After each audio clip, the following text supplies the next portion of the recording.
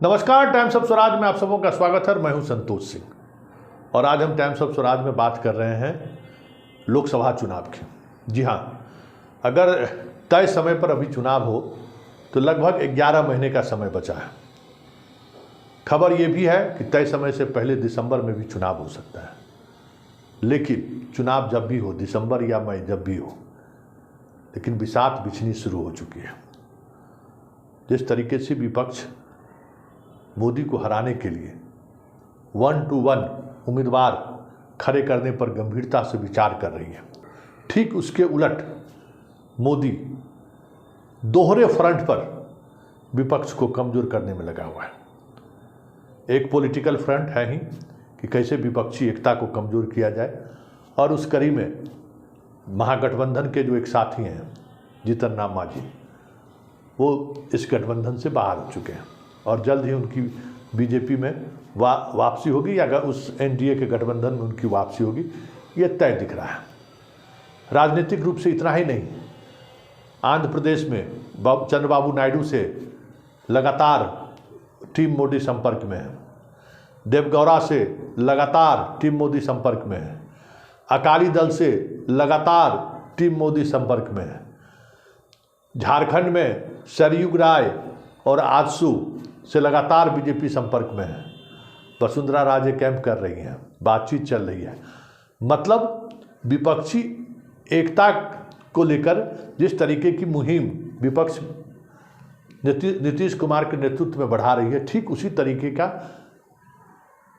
BJP भी उस front पर काम कर रही है।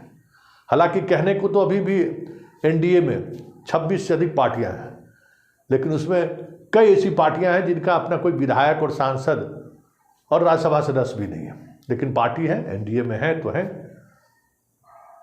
तो इस तरीके से चुनावी राजनीति में जो गठबंधन का खेल है, उस फ्रंट पर भी बीजेपी काम कर रही है। और दूसरा फ्रंट उन्होंने ईडी और सीबीआई के माध्यम से खोल रखा, और मानहानि के मामले से। जी हाँ, ईडी और सीबीआई के मामले में जो खबर आ रही है कि विपक्षी एकता के सबसे बड़ी धुरी में से एक स्टालिन की पार्टी के एक मंत्री की आज गिरफ्तारी हुई है, और उस गिरफ्तारी की खबर के बाद विपक्षी एकता में लगे तमाम घटक दल थोड़ा सहम से गए हैं।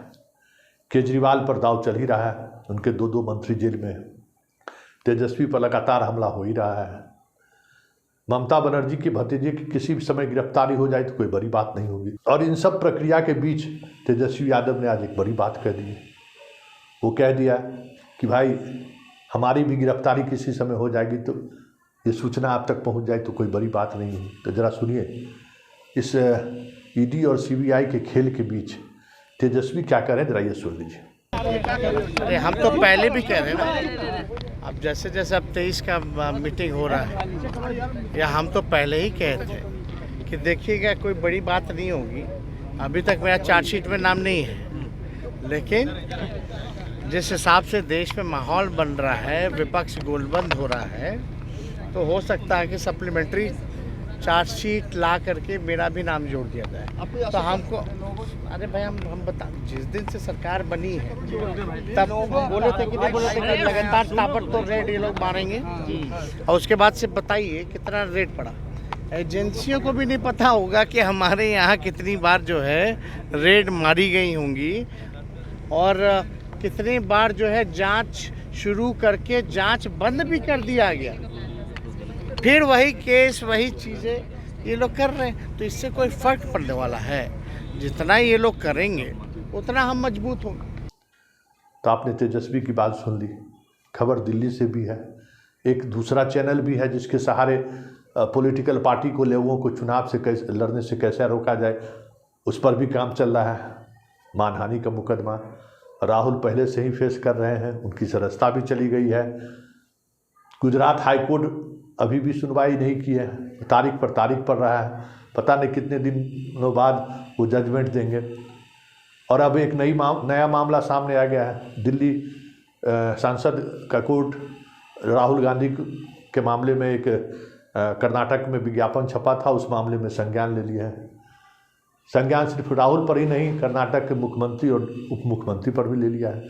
मतलब बीजेपी 2024 को लेकर कई फ्रंटों पर काम कर रही है। एक फ्रंट उसका विपक्षी एकता का जवाब बाकी जो विपक्ष के जो पार्टियां हैं उनको मिलाकर देना चाह रही हैं। दूसरा ईडी, सीबीआई और कोर्ट है, जिसके सहारे लगातार वो कोशिश जारी कर रहे हैं और एक अलग तरीके का नैरेटिव भी बनाना चाह रहे हैं कि सारे भ्रष्टाचारी और परिवारवाद वाले पार्टी विपक्षी एकता के मुहिम में लगे हुए हैं।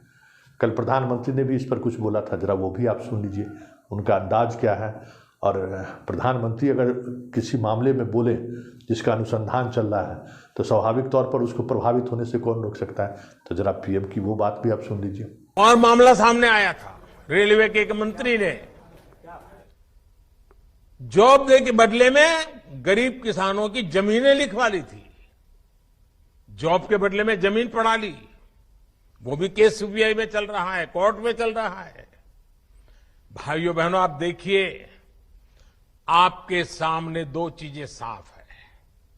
एक तरफ परिवारवादी वो पार्टियां, भाई भतीजावाद करने वाली वो पार्टियां, भ्रष्टाचार में रोजगार के नाम पर देश के नौजवानों को लूटने वाली पार्टियां, जो रेड कार्ड, हर चीज में रेड कार्ड, हर चीज में कटमनी, उनका रास्ता है रेड कार्ड।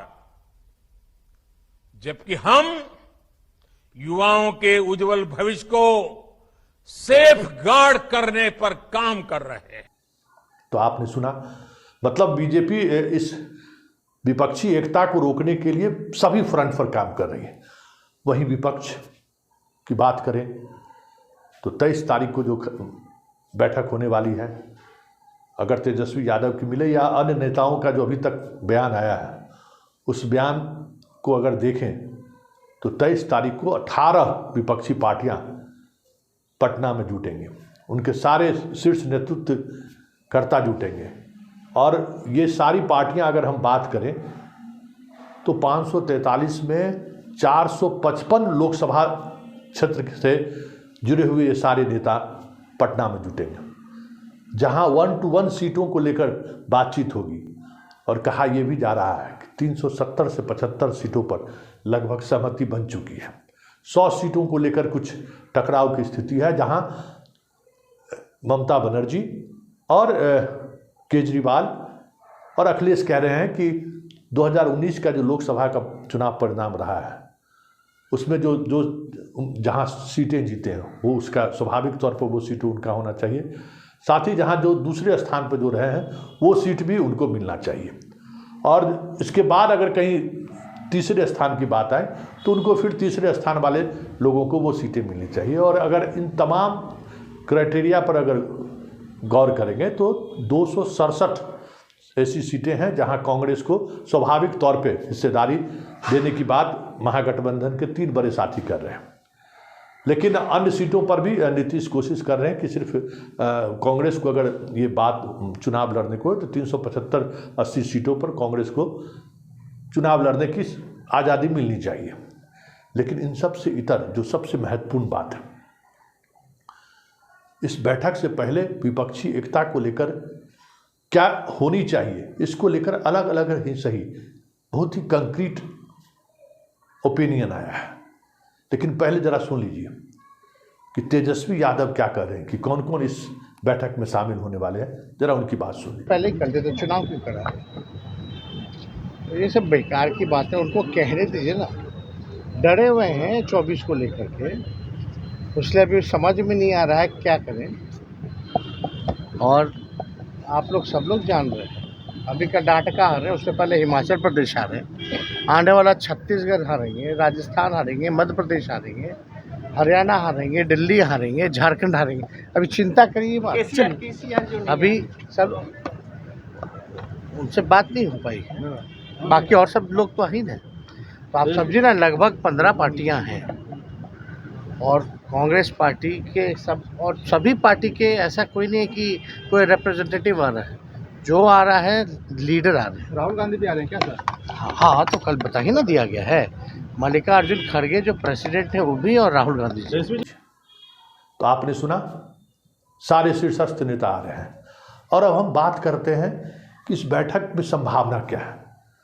तो हाल ही में शत्रुघ्न सिन्हा ने एक बात कही थी कि कॉमन मिनिमम प्रोग्राम को लेकर सहमति बनेगी। तो जरा शत्रुघ्न सिन्हा के उस बयान को भी जरा सुन लीजिए। एक मिनिमम कॉमन प्रोग्राम के आधार पे, मिनिमम कॉमन प्रोग्राम आप समझ गए मैं क्या कह रहा हूँ, उसके आधार पे आ रहे हैं। तो ये बड़ी अच्छी खबर है, बहुत अच्छा शुभ संकेत है। तो आपने सुना संजय राउत, शरद पवार जैसे नेताओं का भी बयान है, जिन्होंने कहा है कि विपक्षी एकता में ये सहमति बने कि सिर्फ हमें लोकसभा चुनाव ही नहीं देखे, हमें विधानसभा चुनाव पर भी फोकस करना चाहिए। कि हम विधानसभा चुनाव में आपस में लड़ रहे हैं और लोकसभा में एकता की बात करें, ये बेईमानी होगी। मतलब सीधे तौर पर निशाने पर अरविंद केजरीवाल थे, जो हाल के दिनों में छत्तीसगढ़, मध्य प्रदेश, राजस्थान और हरियाणा में चुनाव लड़ने की तैयारी में जुटे हुए हैं। बात यही नहीं रुकी है, उमर अब्दुल्ला ने एक बात और आगे बढ़ा दी है। उन्होंने कहा है कि देखिए, इस एकता में मेरी भूमिका नगण्य है। हमारे जम्मू कश्मीर में 5 से 6 सीटें हैं और हम कितनी सीटें जीत कर आएंगे ये कहना मुश्किल है, ये बात की बात है। इसलिए हम वहाँ सुनने जा रहे हैं। लेकिन मेरी एक सलाह है, या मैं सोचता हूँ कि ये जो तरीका है एकता की, विपक्षी एकता की, पार्टी तमिलनाडु की है, दिल्ली में आके खड़े हो जाते हैं। पार्टी कोलकाता की है, जाके गोवा में खड़े हो जाती है। पार्टी दिल्ली की है, चले जाते हैं गुजरात में खड़े हो जाते हैं। तो ये इस तरीके की जो विचारधारा है, या इस तरह से जो पॉलिटिकल पार्टी काम कर रहे हैं, वो कहीं न कहीं विपक्षी एकता को कमज़ोर करते हैं। और इस वजह से जो बड़ी पार्टियां जो वहाँ परंपरागत रूप से चुनाव लड़ रही हैं, उनको नुकसान हो रहा है। ऐसे में विपक्षी एकता पर जब बातचीत हो तो इसका भी ख्याल रखा जाना चाहिए। मतलब साफ है, उमर अब्दुल्ला ने इशारों में ही सही ममता बनर्जी और अरविंद केजरीवाल को साफ तौर पर नसीहत दी है कि इस तरीके की प्रवृत्ति से विपक्षी एकता का कोई मतलब नहीं रह जाएगा।